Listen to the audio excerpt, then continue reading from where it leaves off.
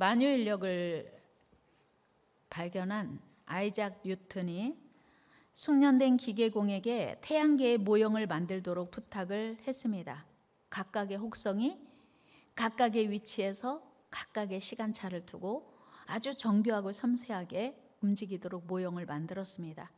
어느 날 하나님을 믿지 않는 불신 친구 과학자가 뉴턴의 사무실에 찾아왔습니다. 책상 위에 놓여있는 태양계의 모형을 보더니 야, 이거 뭐야? 크랭크를 돌리니까 그 여러 개의 혹성이 각각의 시간차를 두고 공간을 가지고 정교하게 돌아가는 것을 보고 감탄사를 연발하면서 이렇게 말하는 거예요. 야, 대단한데? 이거 신기하다. 도대체 이걸 누가 만든 거야? 뉴턴이 아무 말도 안 하고 있으니까 그 친구가 또 물어봐요. 이보게, 이거 누가 만들었냐고. 진짜 잘 만들었는데? 그러니까 뉴턴이 말해요. 아무도 아닐세. 응? 아무도 아니라고. 아니, 아무도 아니라니 그게 무슨 말이야? 누가 만든 게 아니고 누가 설계한 게 아니고 지들이 알아서 모여진 거야. 이보게, 자네 지금 나한테 장난하는 거야?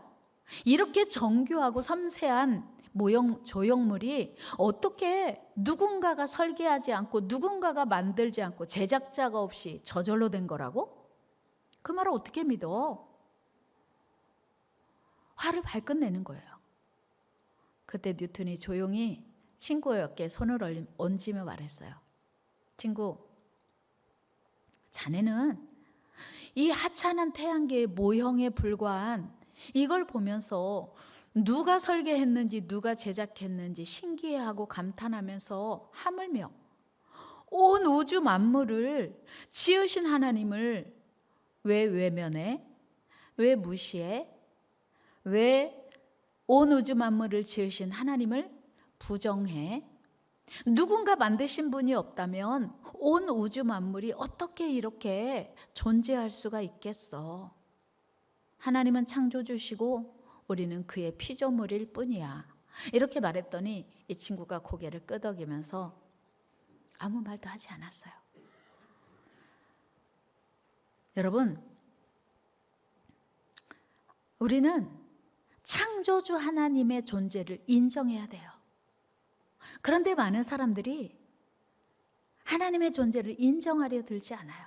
내 마음대로 살면 되지. 내가 알아서 살면 되지. 하나님을 왜 믿어야 돼? 하나님이 왜 필요해? 그런 생각들을 가지고 열심히 살면 된다고, 충실하게 살면 된다고 생각합니다. 이는 엄청난 착각이요, 실수입니다. 오늘 본문에서 우리 예수님은 십자가에 달려 죽으신 후에 3일 만에 예수님의 무덤을 찾은 여인들의 모습이 표현되어 있습니다. 예수님을 너무나 사랑했던 여인들은 안식일이 지나자 예수님의 시신에 바를 향품을 준비하여 예수님의 무덤으로 갑니다. 그들은 가면서 서로 이야기합니다. 야, 그런데 예수님의 무덤에 어마어마하게 큰 돌이 가려져 있는 거 봤지? 예수님의 무덤을 돌로 막았는데 우리 여자들이 간다고 그 돌 굴려질까? 어떻게 하지? 그러게 말이야. 우리 힘으로는 그 무덤물을 막고 있는 큰 돌을 움직일 수 없을 텐데 말이야. 어떻게 예수님의 그 무덤을 열고 들어갈 수 있지? 예수님의 몸에 향품을 바르려고 지금 우리가 가는 건데 무덤문 때문에 고민이네. 그러게 말이야. 그렇게 이야기하는 사이에 벌써 예수님의 무덤에 도착했어요. 그런데 여인들의 생각은, 여인들의 걱정은 기우였어요. 이미 가보니까 무덤문이 활짝 열려 있는 것이었어요. 야, 이게 어떻게 된 거야? 그러게, 누가 무덤문을 열어놨을까? 여인들은 의아하면서도 한편 반가워서 무덤 안으로 들어갔어요. 그런데 예수님의 시체는 보이지 않고 한 청년이, 흰 옷 입은 청년이 거기 앉아 있는 것이었어요. 놀라지 말라. 너희가 십자가에 못 박히신 나사렛 예수를 찾는구나. 그는 살아나셨느니라. 여기 계시지 않아. 전에 너희에게 말씀하신 대로 갈릴리에서 뵐 수 있을 거야. 천사의 말을 들은 여인들은 너무나 놀랐습니다. 그리고 무서웠습니다. 도저히 믿을 수 없는 일이 일어났기 때문이에요. 한 번도 생각해 본 적 없는 일이 일어났기 때문이었습니다. 여러분, 여기서 우리는 중요한 사실을 한 가지 깨닫게 돼요. 예수님의 무덤을 찾았던 여인들이 예수님을 얼마나 사랑했는지 우리는 알게 돼요. 이들은 그 두려운 예수님의 십자가 현장에도 함께 있었어요. 예수님이 십자가에 달려 운명하셨고, 그리고 예수님의 시신을 아리마대 사람 요셉의 무덤에 장사 지낼 때도 여인들은 그 곁을 떠나지 않았어요. 어떻게 하냐고요? 지금 이 여인들이 이른 새벽에 아직 동이 트기 전에 여인들끼리 누구의 인도도 받지 않고 누구의 안내도 받지 않고 예수님의 무덤에 찾아간 거 보면 예수님이 장사 지내는 순간까지 그 여인들은 예수님 곁을 떠나지 않았던 걸 알게 돼요. 사실 예수님의 십자가는 흉악한 범죄자가 달려 죽는 사형틀입니다. 예수님은 대반역죄로 십자가에 달려 돌아가셨으니 그 주변에 서성거리는 것조차 두려운 일이에요. 잘못하면 어떤 불이익이 올지 모르기 때문이었어요. 예수님의 수제자로 예수님을 가장 사랑한다고 죽을지라도 예수님을 지키겠다고 호언장담했던 베드로조차 그 현장을 지킬 수 없었던 이유가 바로 그것이었어요. 예수님을 3번이나 모른다고 단호하게 부인할 수밖에 없었던 이유가 바로 그것이었습니다. 사실 지금 같은 상황에서 예수님의 제자임이 들통나면 죽을 수도 있는 상황이었죠. 베드로는 철저하게 예수님과의 선을 그었고 예수님을 욕하고 부인했던 것입니다. 그에 비하면 이 여인들은 끝까지 예수님의 십자가 처형을 현장에서 지켜보았고 마지막 무덤에 안치하는 것까지를 지켜볼 만큼 예수님을 사랑했음을 분명합니다. 그렇습니다, 여러분. 사랑한다는 건 말이 아닌 행함이에요. 끝까지 함께하는 것. 우리 같이 한번 해볼까요? 사랑은 어떤 순간에도 함께하는 거다. 그렇습니다. 사랑한다고 말하면서 내가 사랑하는 사람이 위험에 처했을 때 도망가는 건 사랑 아니에요. 이 여인들은 예수님이 십자가에 달려 운명하시기까지 그리고 아리마대 요셉의 무덤에 장사되기까지 떠나지 않고 그 곁을 지켰습니다. 더구나 그들은 지금 예수님의 시신의 발을 값비싼 향유를 준비했습니다. 예수님은 안식일이 시작되기 직전에 운명하셨고 안식일이 금요일 저녁 해 지는 순간 6시부터 안식일이 시작되기 때문에 그리고 그 다음 토요일 저녁 6시 해 지는 시간까지가 안식일이기 때문에 예수님은 금요일 날 6시 전에는 십자가에서 내려서 안장을 했어야 돼요, 무덤에. 그러니까 원래 향품은 시신이 부패하면서 나는 냄새를 중화하기 위해서 발라드리는 건데 돌아가신 다음에 발라드릴 시간이 없었던 거예요. 빨리 무덤에 안장하고 안식일에 들어가야 됐기 때문이었어요. 그래서 예수님의 시체에 향유를 바를 시간도 없이 절차도 없이 서둘러서 장례를 치른 것입니다. 사실은 이제 장례 치렀으니까 그걸로 끝이에요. 누가 여러분 죽은 사람에게 가서 시신을 뒤엎어가면서 시신을 그 몸에 바르겠어요, 향유를?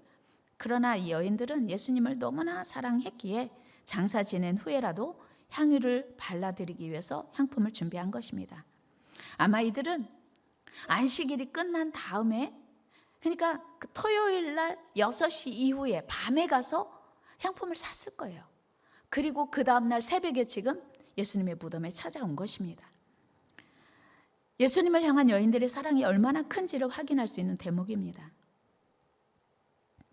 사실 이처럼 예수님을 사랑한 여인들이라면 평상시에 예수님의 말씀을 잘 기억하고 그 말씀을 마음속 깊이 새겨야 했습니다. 우리 예수님은 그 따르는 제자들에게 당신이 고난을 받고 죽으신 후에 3일 만에 부활하실 것을 적어도 3번 말씀하셨어요. 첫 번째는 마태복음 16장 21절입니다. 우리 같이 한번 읽습니다. 이때로부터 예수 그리스도께서 자기가 예루살렘에 올라가 장로들과 대제사장들과 서기관들에게 많은 고난을 받고 죽임을 당하고 제3일에 살아나야 할 것을 제자들에게 비로소 나타내시니 말씀하셨어요. 첫 번째. 두 번째는 17장입니다. 마태복음 17장 읽어요. 갈릴리에 모일 때 예수께서 제자들에게 이르시되 인자가 장차 사람들의 손에 넘겨져 죽임을 당하고 제3일에 살아나리라 하시니 제자들이 매우 근심하더라. 지금 다른 성경에 있는 얘기 같으면 반복해서 한 사건을 반복해서 기록했다고 볼 수도 있습니다. 그런데 마태가 동일하게 예수님이 하신 말씀의 순서를 따라 기록하고 있는 거예요. 세 번째는 20장입니다. 같이 읽어요. 예수께서 예루살렘으로 올라가려 하실 때에 12제자를 따로 데리시고 길에서 이르시되 보라 우리가 예루살렘으로 올라가노니 인자가 대제사장들과 서기관들에게 넘겨짐에 그들이 죽이기로 결의하고 이방인들에게 넘겨주어 그를 조롱하며 채찍질하며 십자가에 못 박게 할 것이나 제3일에 살아나리라. 분명히 3번 십자가에 죽으시고 그것이 끝이 아니고 다시 살아날 걸 말씀하셨어요. 뿐만 아니고 부활하신 후에는 갈릴리로 가실 것도 말씀하셨네요. 마태복음 26장 시작. 그러나 내가 살아난 후에 너희보다 먼저 갈릴리로 가리라. 예수님은 분명히 죽을 거야. 내가 십자가에 고난 당하여 죽을 거야. 그런데 그게 끝이 아니고 살아날 거야. 그리고 며칠 만에? 3일 만에 살아나는 걸 분명히 말씀하셨거든요. 그리고 부활 후에 갈릴리로 가시겠다고 했어요. 그런데 예수님을 따르던 여인들 중 그 누구도 예수님의 이 말씀을 염두에 두지 않았어요. 마치도 청개구리가 엄마가 그렇게 귀가 닳도록 하는 얘기를 한 번도 듣지 않았던 것처럼 이 여인은 언제 예수님이 그런 얘기 하셨어? 아무도 기억하지 않고 아무도 예수님의 말씀을 마음속 깊이 새기지 않았어요. 청개구리가 공부하라 그러면 놀고 요즘으로 말하면 게임하고 교회 가자 예배하자 그러면 집에서 잠자고 너무나 말을 안 들으니까 엄마가 죽을 때까지 마음이 안 놓이는 거예요. 그러니까 엄마가 죽을 때 뭐라고 유언하죠? 엄마 죽으면 어디다 묻어라? 강가에 묻어라 했어요. 근데 청개구리가 엄마 죽으니까 철이 들었네요. 그래서 그 엄마 소원을 들어드리기로 결심한 거예요. 마지막 소원이니까 들어드려야지. 근데 진짜는 어떤 얘기예요? 엄마 말은 어디다 묻어라? 산에다 묻어라는 거죠. 근데 늦게 철이 든 청개구리는 마지막 엄마 소원을 들어드리기로 결심한 거예요. 그래서 강가에 묻고 보니 비만 오면 엄마 무덤이 떠내려갈 것 같은 거예요. 그래서 비만 오면 청개구리가 개굴 늘 운대잖아요. 엄마 무덤 떠내려갈까 봐. 어때요? 이 여인들이 청개구리 같지 않아요? 사랑한다고 그렇게 예수님 십자가 밑에까지 갔고 사랑한다고 예수님 십체에 향품까지 준비해서 왔는데 진짜 예수님이 나 거기서 십자가에서 죽는 걸로 끝나지 않아. 나 3일 만에 부활할 거야. 없었어요. 마음속에. 어때요 여러분은? 엄마 말씀 잘 들으시나요?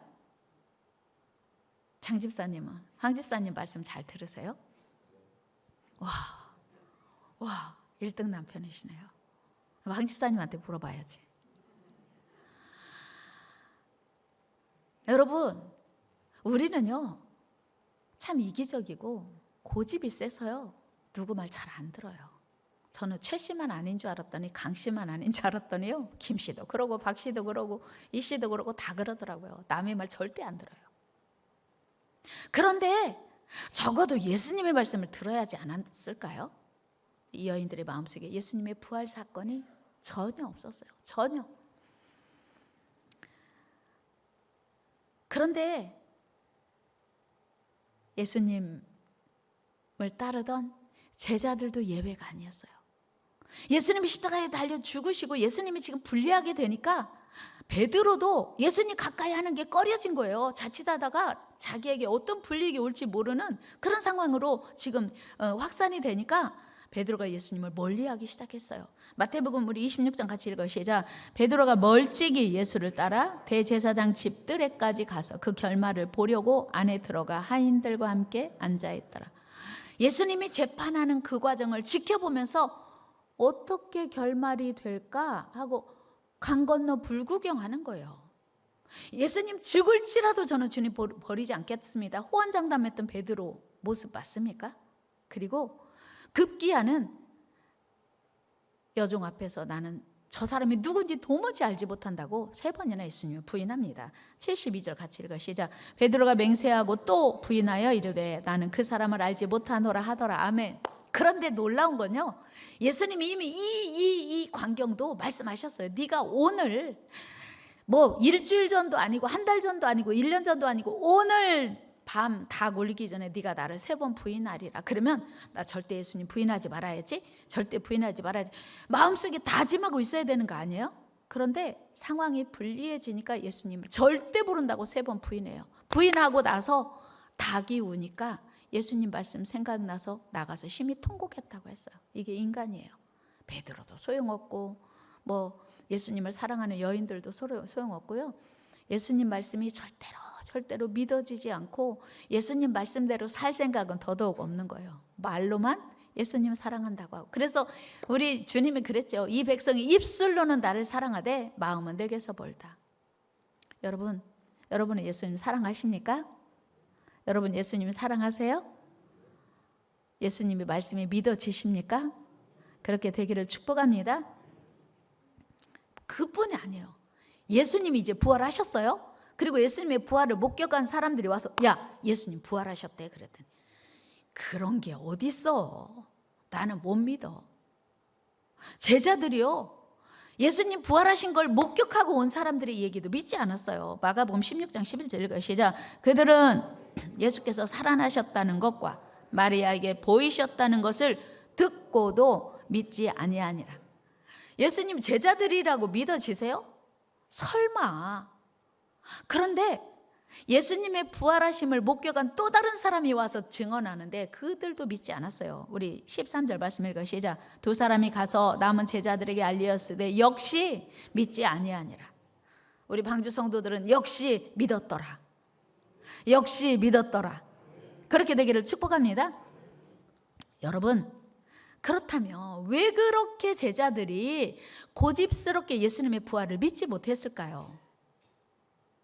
왜 그렇게 예수님을 사랑한다고 죽을지언정 주를 버리지 않겠다고 장담했던 베드로조차 예수님을 배신했습니까? 그것은 바로 죽음이 주는 두려움 때문이에요. 여러분, 여러분이 생각하는 죽음은 무엇입니까? 여러분은 죽음을 어떻게 생각하세요? 하나님을 안 믿는 대부분의 사람들은 죽음으로 모든 것이 끝난다고 생각해요. 그래서 힘들고 어렵고 감당하기 어려운 일 있으면 죽어야지, 죽으면 끝난지. 여러분, 죽음이 끝이 아니에요. 절대 죽지 마세요. 죽음은 끝이 아니에요. 옆 사람에게 알려드려요. 죽음은 끝이 아닙니다. 절대 죽음은 끝이 아니에요. 죽으면요, 모든 걸 내가 안고 간다, 지고 간다, 천만 원 했으면 죽고 나면 문제가 더 커져요. 그리고 죽음은 끝이 아니에요. 반드시 죽음 이후의 세계가 있다는 사실을 기억해야 돼요. 그래서 많은 사람들이 죽음은 끝이라고 생각하니까 죽음을 무서워하고 두려워하지요. 그래서 어떻게든 죽지 않고 오래오래 살려고 애를 쓰죠. 중국의 진시 황제도 죽지 않으려고 불로초를 구해서 그렇게 영원히 살려고 애를 썼다지 않습니까? 죽음의 사전적 의미를 보니까 생물의 목숨이 끊어지는 일이라고 정의합니다. 모든 생물은요, 죽음으로 끝나요. 아무리 권세가 높아도 학식이 많아도 돈이 많은 부자라도 죽으면 모든 게 끝납니다. 아무 소용없어요. 그런데 아담과 하와의 범죄 이후에 죽음이 죄의 결과로 왔다는 사실을 우리는 알지요. 당연히 우리 인간은 죽음을 이길 수 없습니다. 하나님이 명령하신 죄의 결과이기 때문에 죽음을 초월할 수도 없습니다. 그러나 우리 예수님이, 완전하신 하나님이 우리 죄를 위해서 십자가에서 대신 죽어주신 거예요. 우리를 대신해서. 그래서 예수님은 십자가에서 죽으셨지만 죄는 없으셨기에 다시 살아나실 수 있으셨던 거예요. 이 사실을 제자들에게 미리 고지하셨지만 제자들은 이해하지도 못했고 기억하지도 못했습니다. 여러분, 삶과 죽음, 죽음과 삶, 인간의 영역이 아니에요. 우리가 살아있는 것도 죽는 것도 하나님의 영역입니다. 하나님이 주관하시는 거예요. 생사화복이 하나님께 있습니다. 여러분 믿으십니까? 이건 믿을 필요도 없어요. 사실은 엄연한 사실이고 인정하지 않을 수 없는 사실이에요. 그런데 전적인 하나님의 영역이므로 우리는 죽음 이후의 삶을 이해한다는 게 참 어렵죠.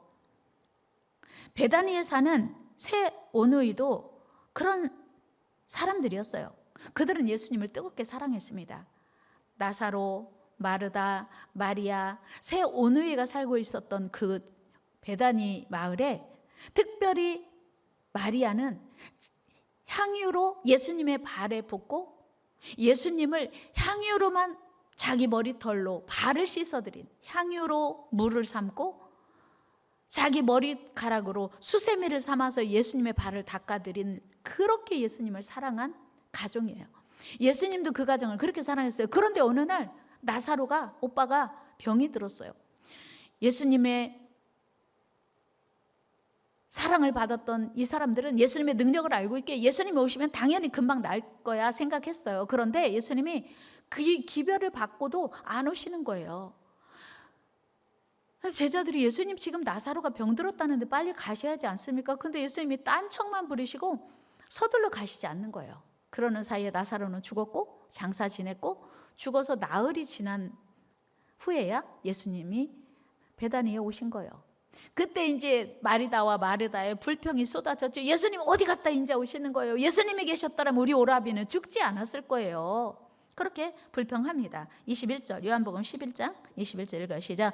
마르다가 예수께 여짜오되 주께서 여기 계셨더라면 내 오라버니가 죽지 아니하였겠나이다. 그때 예수님 뭐라고 하셨어요? 걱정하지 마.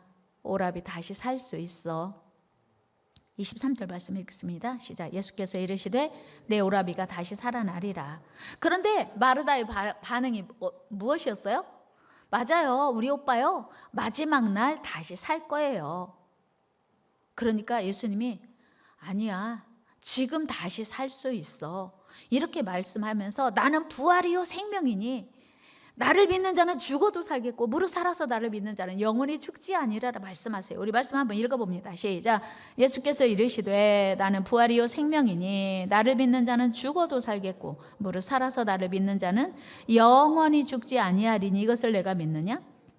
마르다가 예 제가 믿어요. 마지막 날 다시 우리 오빠 살 거예요. 계속 그렇게 하니까 예수님이 말씀하시는 다시 산다고 하는, 지금 산다고 하는 그 지금 소통이 안 되고 있는 거예요. 왜 그랬을까요? 예수님의 능력을 못 믿어서요? 아니에요. 예수님의 사랑을 못 믿어서요? 아니에요. 그것은 오빠가 한 번 죽었기 때문에 죽으면 끝나는 거 아니야? 라고 하는 고정관념 때문에 다시 오빠가 오늘 산다고 하는 걸 전혀 기대할 수 없었어요. 그러니까 예수님이 우리 무덤으로 가자. 마르다가 더 다급해진 거예요. 예수님, 우리 오빠 죽었어요. 나흘 됐어요. 썩어서 냄새나고 있어요. 괜찮아요, 예수님. 아까는 막 예수님에게 투정 부리더니 이제 예수님 입장을 오히려 고려해가지고 죽으면 끝인데 어떻게 괜찮아요, 예수님. 안 가셔도 돼요. 무슨 말씀 드리고 싶으냐면 우리가 생각하는 죽음이 그런 거예요. 한번 죽으면 끝났다고 생각하고 죽음 이후에 아무것도 없다고 생각하는 그런 고정관념이 우리 안에 있다고 하는 거예요. 여러분, 죽은 자가 다시 부활한다고 하는 거 가끔씩 일어나는 일입니까? 자주 있는 일입니까? 아니요. 결코 일어날 수 없는 일이에요. 그래서 이 여인들뿐만 아니라 제자들조차 예수님의 부활에 대해서 마음속에 기억되거나 각인되거나 기대하지 않았던 이유예요. 사람이 한번 죽으면 다시 사는 일은 불가능이라고 생각했기 때문이에요. 그러나 우리 예수님의 말씀은 네가 나를 믿으면 하나님의 영광을 보리라. 그리고 마침내 나사로는 예수님의 명령대로 수족을 배로 동인 채로 무덤에서 일어나 나와요. 무려 죽은 지 나흘 만에 썩어서 냄새나고 있는 그 상황에서 일어나 나옵니다. 44절 같이 읽어요. 시작. 죽은 자가 수족을 배로 동인 채로 나오는데 그 얼굴은 수건에 쌓였더라. 예수께서 이르시되 풀어놓아 다니게 하라 하시니라. 아멘. 풀어놓아 다니게 하라. 여러분, 예수님의 말씀 한마디에, 예수님의 명령 한마디에 죽었던 자가 살아나고 예수님의 말씀 한마디에 얼굴도 수건에 쌓여있는 채로, 그러니까 우리로 말하면 염해서 옷을 다 입고 묶은 채로 일어나서 걸어나와서 얼마나 무서웠을까요? 이게 예수님의 능력이에요. 생사화복을 주관하시는 하나님만 할 수 있는 하나님의 영역을 지금 관장하고 계시는 걸 보여주시는 거예요. 그리고 지금 예수님이 죽어서 나흘이 된 나사로를 살리신 것은 나도 이렇게 살아날 거야 라고 지금 미리 보여주시는 거거든요. 그런데도 믿지 못했어요. 그 누구도. 여러분, 신앙생활이란 무엇입니까? 신앙생활이란 우리 머리로 이해되는 것만 믿는 게 아니에요. 상식적이고 지극히 논리적인 것을 믿는 게 신앙생활이 아니에요.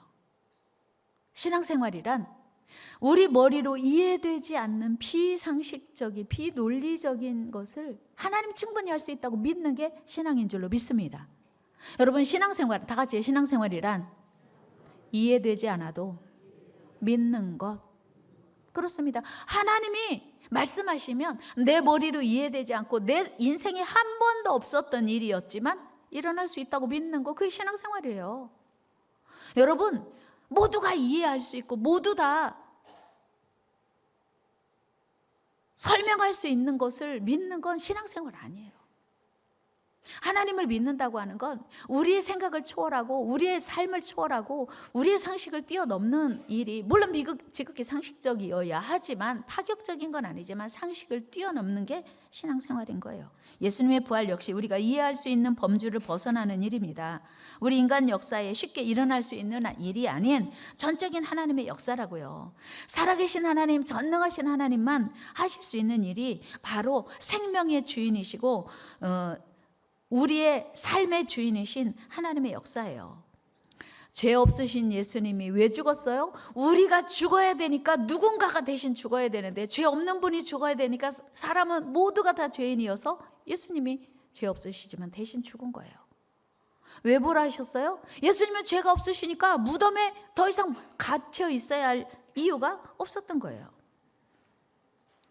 지구상에 존재하는 모든 인간은 반드시 한 번은 죽습니다. 모두 다 죄인이기 때문이에요. 공자도, 석가모니도, 마호메트도 마찬가지입니다. 어느 종교나 자기 종교를 세운 창시자들을 위대한 성인으로 여겨서 그 무덤을 자랑하고 보존하고 있습니다. 중국 산동성에 있는 공자의 무덤은요, 무려 30번 이상을 증축하고 개축하고 해가지고 지금 자그마치 22만 제곱미터의 땅에 가로가 54m, 여기가 얼마나 될까요? 이거 20m 안 될 것 같은데, 가로가 54m, 세로가 34m, 높이가 32m. 이것의 한 2배가 무덤이라고 생각해 보세요. 얼마나 크겠어요. 그래서 공자의 기념 성전이라고 이름 붙이고 숭배하고 있습니다. 회교도의 창시자 마호메트의 무덤도 사우디아라비아의 메디나의 예언자의 모스크 사원에 안치되어 있습니다.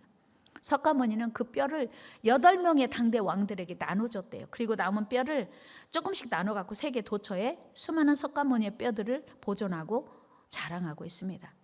이집트 파라오들의 무덤인 피라미드 여러분 아시죠? 마찬가지예요. 2.5톤에서 10톤 정도 되는 돌 250만 개로 20년 동안 10만 명이 그 피라미드를 지었대요.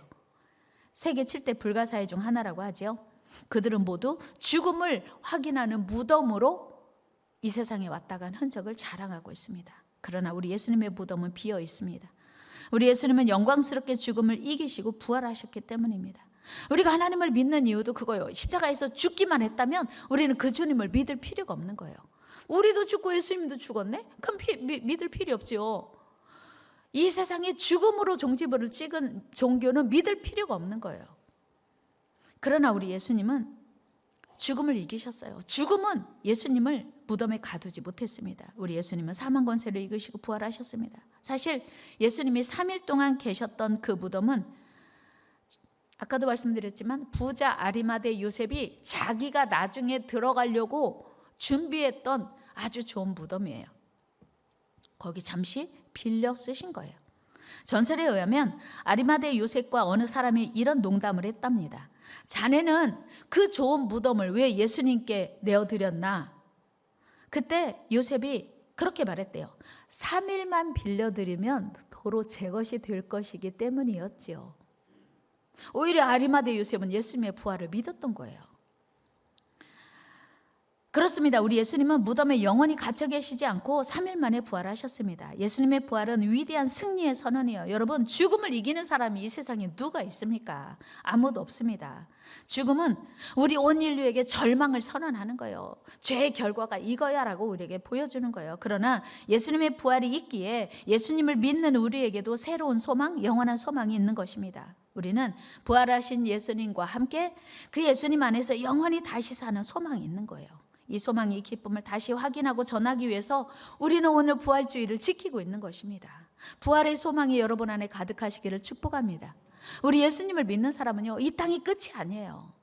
저 영원한 나라가 기다리고 있는 거예요. 마치 태아가 엄마 뱃속에 있다가 10개월이 차면 이 세상에 나오는 것처럼, 엄마 뱃속에 있는 태아는요, 이 세상에 있는 거 모르고 살아요. 그런데 시간이 되니까 자기가 모르는 새로운 세상으로 나왔네요. 우리도 지금 새로운 세상에서 살고 있어요. 그런데 이게 끝이 아니고 하나님이 예비하신 또 다른 나라 천국이 준비되어 있음을 우리는 가보지 않았지만 성경을 통해서, 하나님의 말씀을 통해서 우리는 아는 겁니다. 믿는 겁니다. 사랑하는 여러분, 사도 바울은 선포합니다. 사망아, 너의 쏘는 것은 어디 있느냐? 사망아, 너의 이기는 것이 어디 있느냐? 무슨 얘기냐면 사망이 나를 절대 가둘 수 없어. 사망이 나를 위협할 수 없어. 사망이 나를 죽일 수 없어. 그런 선포죠. 그러므로 바울이 또 고백하죠. 우리 주 예수 그리스도로 말미암아 이김을 주시는 하나님께 감사하노니. 형제들아, 흔들리지 말고 믿음에 굳게 서서 주를 위하여 감사하며 주의 일에 힘쓰며 살라. 너희 수고가 주 안에 헛되지 않은 줄 알미라. 이렇게 고백하죠. 우리 고린도전서 15장 말씀 읽습니다. 시작. 사망아, 너의 승리가 어디 있느냐? 사망아, 네가 쏘는 것은 어디 있느냐? 사망이 쏘는 것은 죄요, 죄의 권능은 율법이라.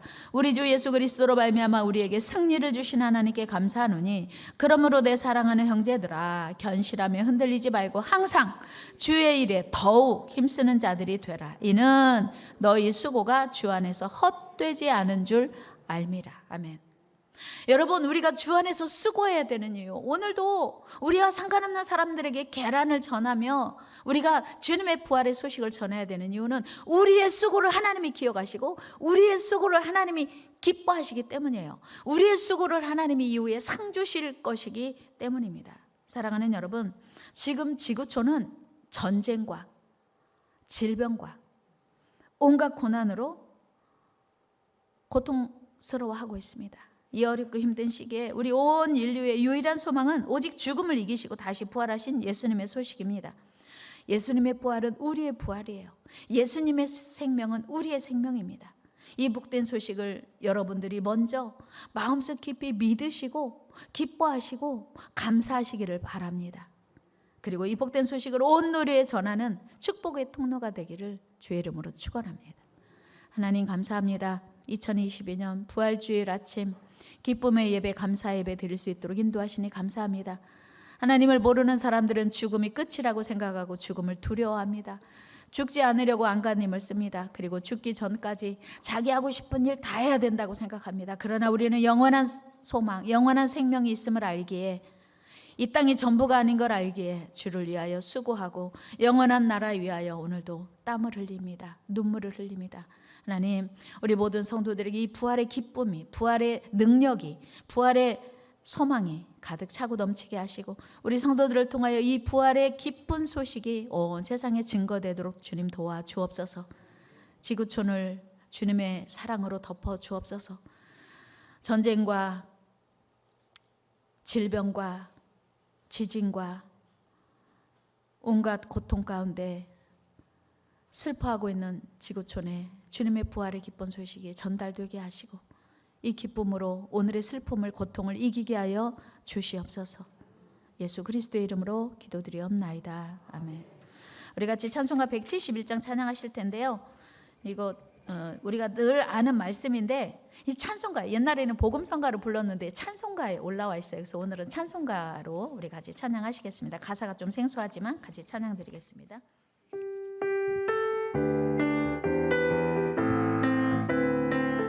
우리 박수 치면서